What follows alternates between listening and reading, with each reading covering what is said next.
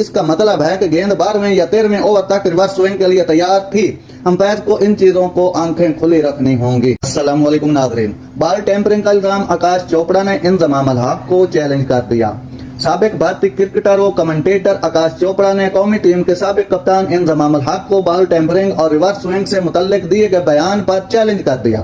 اپنے YouTube channel پر گفتگو کرتے ہوئے سابق بھارتی کرکٹر و کمنٹیٹر آکاش چوپڑا نے کہا کہ انضمام الحق بتائیں کہ آپ پاکستانی بولر مبینہ طور پر کس طرح ریورس سوئنگ کرتے تھے، یا پھر تسلیم کریں کہ گیند کو سوئنگ کرنے کے لیے ٹیمپرنگ کرتے تھے۔ آکاش چوپڑا نے مزید کہا کہ آپ نے کہا تھا کہ امپائروں کو چوکنا رہنا چاہیے کیونکہ گیند کے ساتھ کچھ کیا جا رہا تھا اور اسے تیار کیا جا رہا تھا۔ یعنی آپ یہ کہنے کی کوشش کر رہے ہیں کہ جب آپ کے اچھے بولر ایسا کرتے تھے تو گیند کو تیار کرتے تھے، اور ایسا کرنے کے لیے آپ یا تو گیند کھرچتے، کچھ لگاتے، یا کوئی ایسا کام کرتے تھے جو امپائر کی نظروں سے بچ گیا۔